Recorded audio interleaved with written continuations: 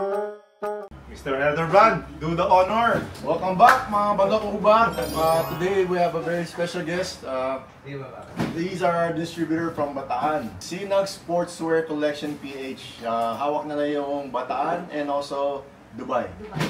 Guys, if you're looking for legit PBA Moto Club merch sa Bataan area, sa Dubai, or actually anywhere, they can ship anywhere. So, yung mga samples guys, syempre, alam niyo na yung mga original natin. Parang tinutulungan nyo na rin, ma'am, sir, ito work namin dahil bawat jersey, meron tayo percentage papunta talaga sa charity work namin. And we really appreciate it kasi monthly charity work yung plan natin. Yeah, so far, na-achieve natin na January, February, March, April and May, okay na. Di ba? Yeah, tama. Okay na yun. So, 5 months, 7 more months to go. Yung June, wala pa tayong nag-iisipan pa natin. And dumating yung PLDT kanina. Willing silang tumulong din sa mga charity work namin. Oh, shout out PLDT. PLDT Home. Natutuwa sila sa ginagawa natin. You are all amazing. Thank you for supporting PBA Moto Club. Thank you so much. Official distributor po, mga ka-amazing. Right? So, buy now! Online, no? Pwede online. Paano pala sila? Anong kukontakin nila? They can visit po yung page namin na Sinag Sportswear Collection PH and directly message on us on Facebook page. Then, I can assist them po. Kasi Facebook ako, lang? Facebook Instagram? page. Wala. Facebook lang. Facebook lang guys ha? Ano, 24/7? 24/7. Sipag naman, di ako Ako yung personal ko na yung hinahandle. Pag tumunog yung cellphone ko, matik. Yung mga nagpapagusto magpa-customize, pwede rin lumayag sa'yo. Ayun.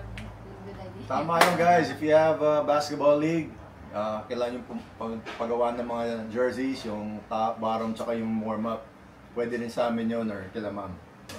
Order now! Order now! Alright. Mga amazing. A few moments later. Halimbawa, tatawagan kita. Oh. Cellphone. Hindi mo alam yung bagong number ko. Alam mo yung boses ko, makikilala mo ako. Hindi. Bakit? Hindi mo kilala boss ko. Depende. Makikilala mo. Pag pwede mo na i-monetize. Halimbawa, Tawag ka. tumawag ulit ako sa isang araw. Makikilala mo pa rin boss ko. Siyempre. Sige. Knock. Who's there? Kala ko ba kilala mo? Sabi mo, tatawag ka, hindi kakatok. Ngayon pa lang, di mo nakilala. Hindi daw tatawag ka, hello? Sir? Kita mo, di mo ako kilala. Sabi mo, tawag eh. Bakit yung mga anak ng baboy na kayo mo pag naglalakad? School. Alam ko yan! O, di ba? Bakit? Alam ko. Hindi ko alam. Sasagutin ko. Bakit yung mga anak ng baboy na kayo po pag naglalakad? Tinanong mo ako? And si JJ, alam mo? Oo. Si JJ, Alam mo? Bakit nakayo ko yung mga... Sasagot ko. Mga anak ng baboy na naglalakad? Alam ko nga. Ayun nga eh. Alam ko nga. Sige, sagutin mo para alam ni JJ. Bakit? Yung baboy, kaya naglalakad ng nakayuko yung mga anak nila. Kasi nahihiya sila. Kasi baboy sila eh. Baboy yung nanay nila. Nahihiya sila, yung nanay nila baboy.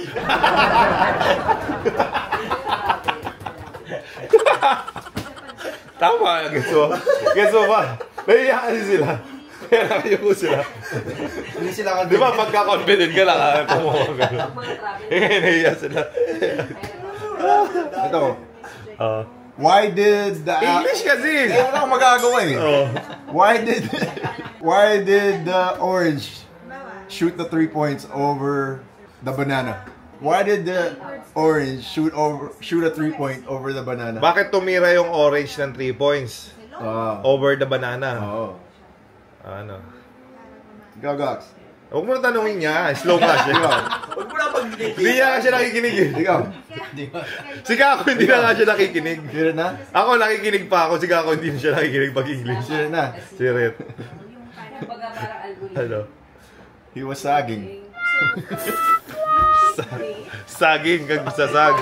Sagging. Ay, hirap pa tawanin sila pag-English. Eh. Yung kay Kako natawa itong mga to sigurado sa baboy. Pero joke yun. Original yun. Original mo. Ngayon mo na naisip yun. Why did the man not watch the Warriors game without his glasses? Why did the man cannot watch a Warriors game without wearing his glasses? in Tagalog, Bakit yung mama hindi makanood ng Warriors game pag walang Glasses. eyeglasses? Sa haba yan. Sige, Sirit. Ikaw, Gox. Oh, Sirit. Steven Blurry. Steven Blurry. Stephen Blurry pala. Stephen Blurry. Corny po to. Yan tayo ng joke. Sino to? Kapatid dito. Ito ba? What do you call when KFC, chicken fillet, tsaka Popeyes stop fighting? Ano ang tawag mo sa KFC, sa chicken fillet, Tsaka Popeyes. Popeyes, pag hindi na sila nag-aaway? Oh, kasi siyempre, kung ano yan eh. Competitor. Competitor, nag-aaway yung mga yan. Ang tawag doon? Hirap ng mga tanong. English kasi. Ano? Sirit. Three-piece. Ang corn. Three-piece. Cornix nito. So mga kamising, abangan nyo pa yung mga aming joke time with PBA Moro Club. Mag-upgrade na po tayo, mag-enhance na tayo. Everything will be Si Dylan.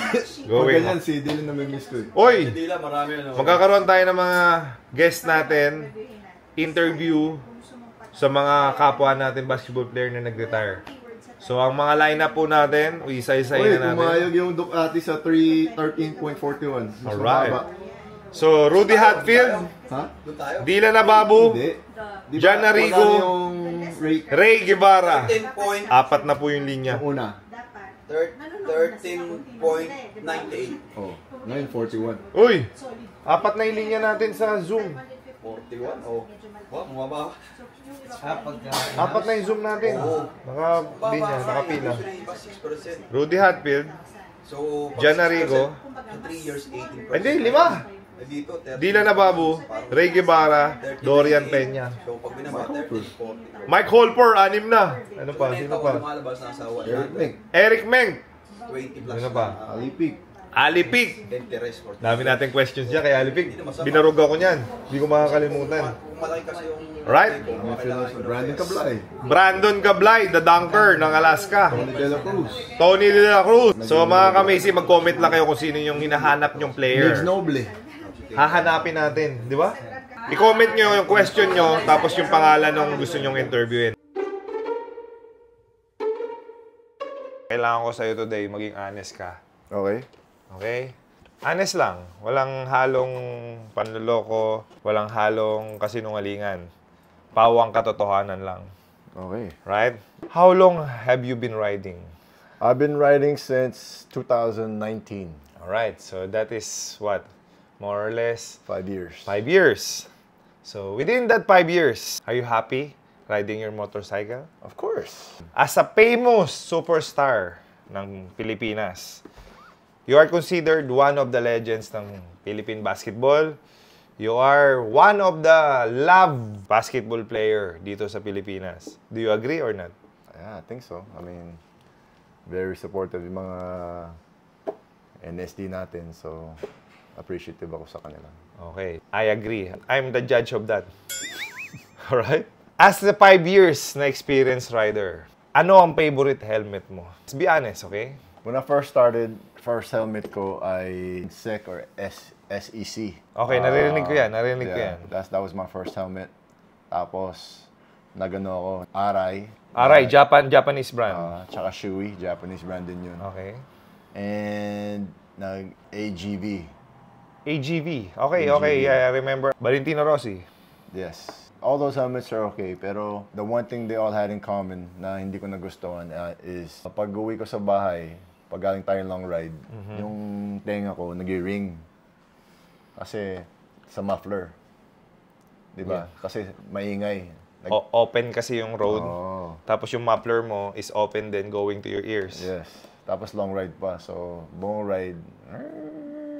So, pag uwi ko, talaga nag-ring. Hindi ko nagustuhan yun. Kala ko, normal lang yun. So, ginawa ko to stop that. Nagsuot ako ng earplugs. To compensate yung sound. Yes. Just to make a long story short, nag-switch ako sa HJC. Hindi na ako nag-ano kasi sobrang tahimik yung helmet nila. So, to answer your question, walang halong bola. HJC favorite helmet ko talaga.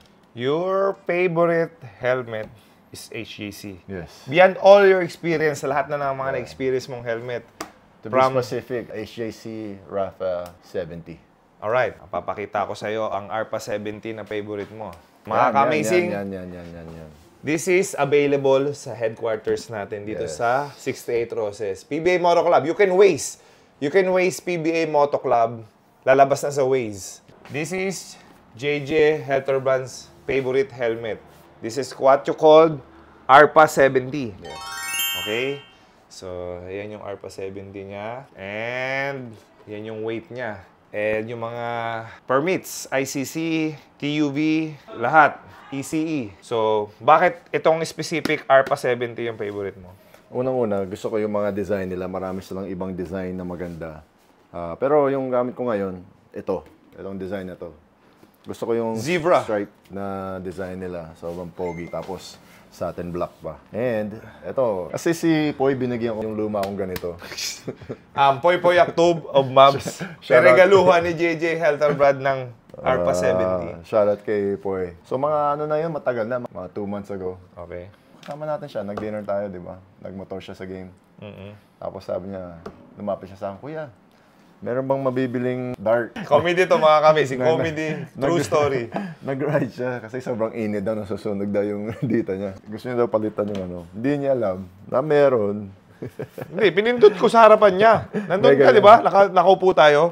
So, pag ganyan ko, sabi ko kay Poy, tumasa sa kanya yung helmet, Sabi ko, bakit kailangan mo pang dark lens?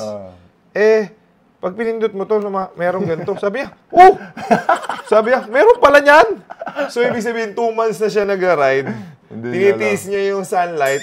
Meron palang extra lens sa loob na lumalabas. Pag pinindot mo sa gilid, ayan. Ngayon, alam niya na, na-appreciate niya yung ARPA 70. Dahil ito ay dual visor, mga ka-amazing. This is perfect sa one helmet can do it all. Tama?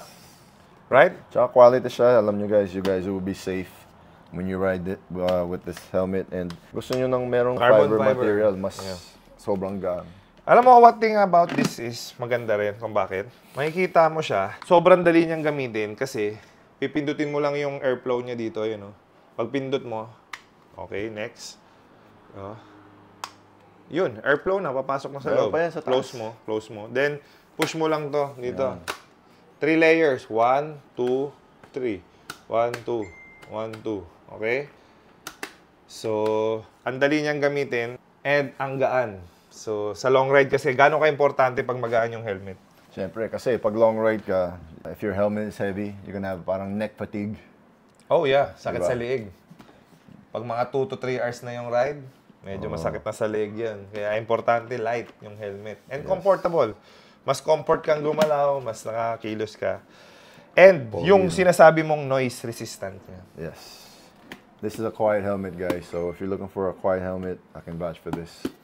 HJC is very noise resistant sa loob. Ngayon, syempre, may mga competitor siya. Sa HJC, alam mo bakit nagustuhan ng PBA Moto Club? Bakit natin sila binabouch? Bakit natin sila pinagmamalaki? Bakit tayo proud sa HJC? You know why? Why? Because yung value of money yung importante sa atin dito sa Pilipinas. Yes. Ang value of money, mga ka-amazing, meaning, yung binabayaran mo, mas lampas yung value na nare-receive mo.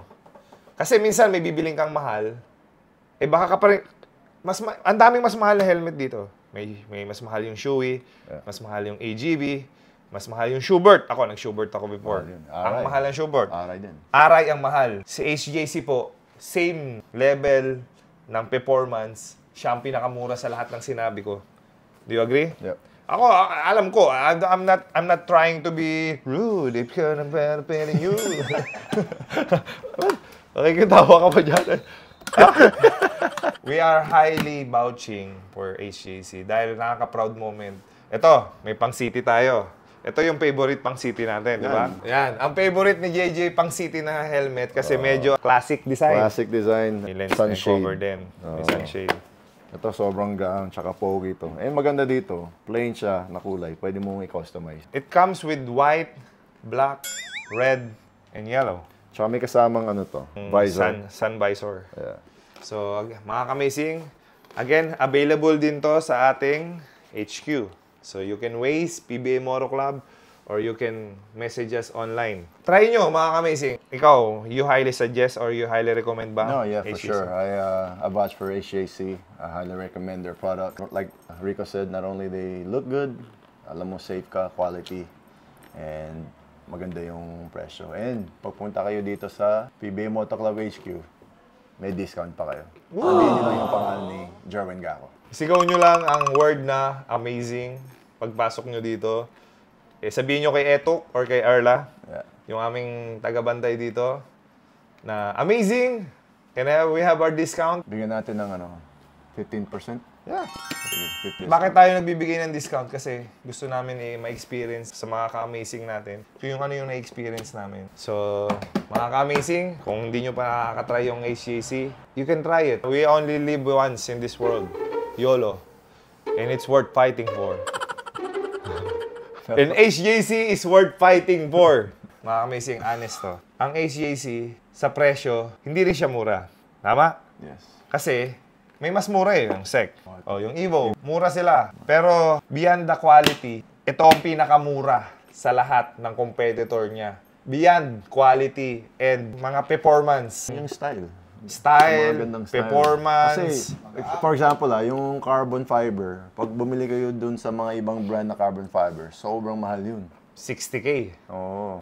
HJC, half nung competitor niya. Less than half, actually. Kasi may mga discount pa tayo. Grab yours now, mga ka-amazing. Yes, sir. Dito lang sa ating headquarters.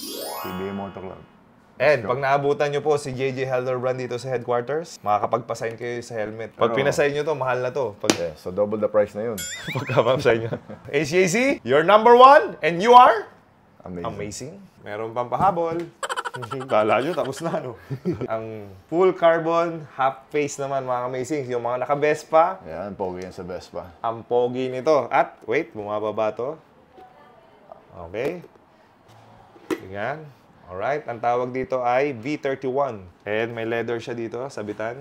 Ang weight niya, tingnan mo ang weight niya. 1,000 G lang. Grams. Alright. Yan, carbon fiber to, mga ka-amazing. Sobrang pogi nito. Very light. Hindi ka maano dito sa long ride, hindi mag-stiff yung neck nyo. Perfect to sa mga naka-Vespa type scooters and mga underbone. Mga ka-amazing, ang init sa Pilipinas ngayon. Perfect yung mga half face ngayon. Yeah. 'Di ba? So, pag suot mo siya, ganyan sa side. Meron din siya sa taas na sun visor ko. Pwede mo ikabit, pwedeng hindi. But ako kasi hindi ko na kinakabit eh. Kasi may sun visor ka naman dito to protect your eyes sa sun. We are highly vouch this helmet. Yung quality, yung design, yung style, yung performance. Value of money. Again, lagi namin sinasabi yung value of money dahil totoo kasi na pinaghirapan natin yung pera natin. Dapat, kung ano yung bibili natin na magpo-protect sa atin, is worth it. Guys, invest kayo sa mga quality na helmet. It's for your own safety as well. Pag hindi ka nag-helmet, ang syunga mo. Delikado yun, guys. Huwag natin gawin I yun. mean, dapat mas maganda yung helmet mo kaysa sa motorcycle mo. And pag naka-helmet ka ng HJC, lilingon ka ng mga nakakasalubong mo. Hindi po dahil nagsisalesman kami dito ngayon, pero yun po yung totoo. Pag nakakasalubong ako ng bagong design ng HJC na helmet, Honest review lang. tinitingnan ko. Alright? So, thank you, HJC. Amazing. So, mga ka-amazing, meron tayong surprise guest from Farview. Kaya, meron kaming specific question sa'yo. Dahil sakto naabutan mo kami dito sa headquarters natin. Bumili ka ng helmet. Yes.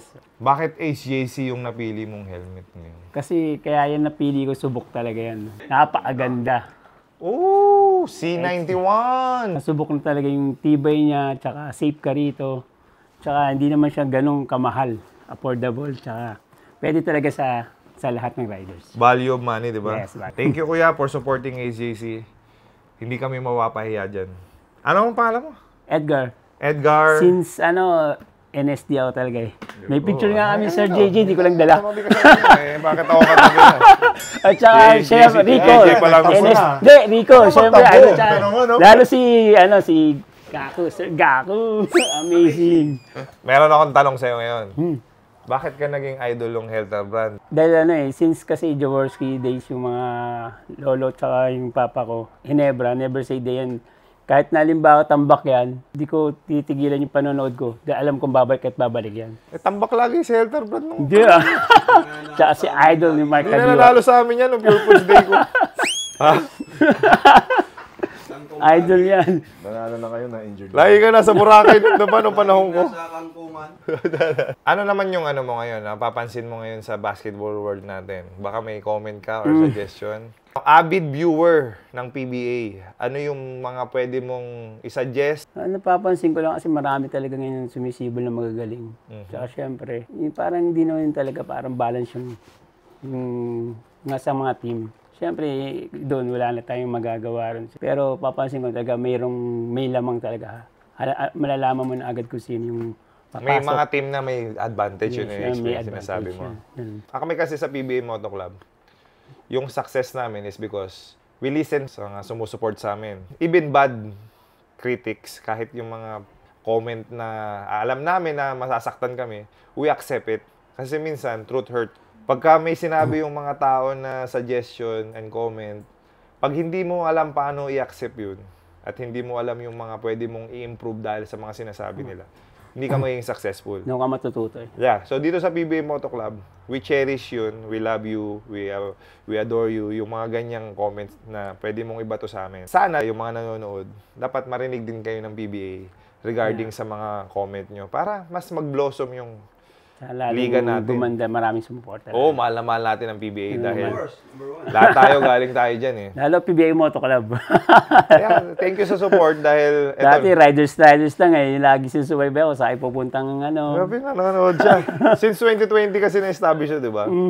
So napapanood mo yung mga 3 minutes video lang namin. Mabilisan. Kaya minsan nag-aabang kami ng panibagong upload nyo. Pero ngayon, the best.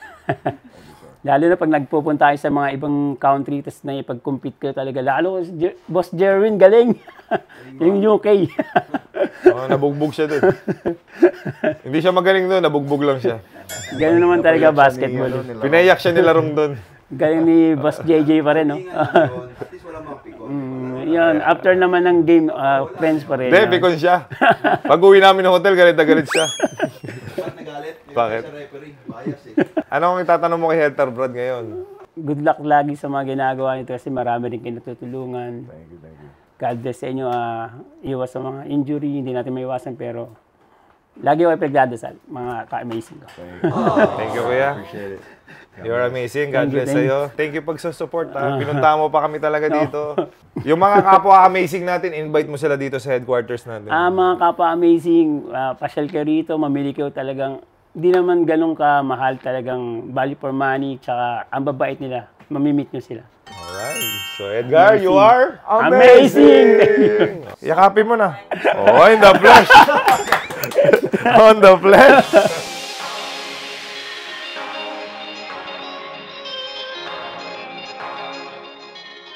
So guys, if you buy a helmet here sa PBA Moto Club, may libreng helmet holder. Alright. And bumili si Kuya ng Never Say Die with Edgar. Amazing. Thank you. Amazing.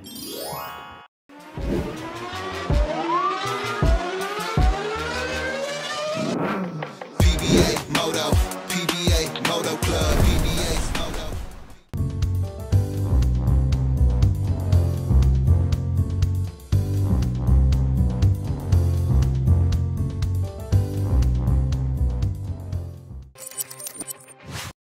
Buksan ang iyong GameX Sports app.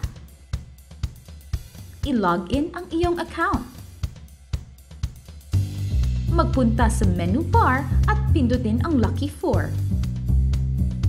Maaari mong tignan ang game schedule. Pwedeng pumili ng match na gusto mo. Ilagay ang iyong Lucky 4 digits. Kung hindi makapag-decide sa itatayang numero, maaari mong pindutin ang Lucky Pick icon. Pindutin ang Proceed. Ang 20 pesos mo ay maaaring manalo ng 10,000 pesos pataas. Maghintay para sa huling resulta ng laro.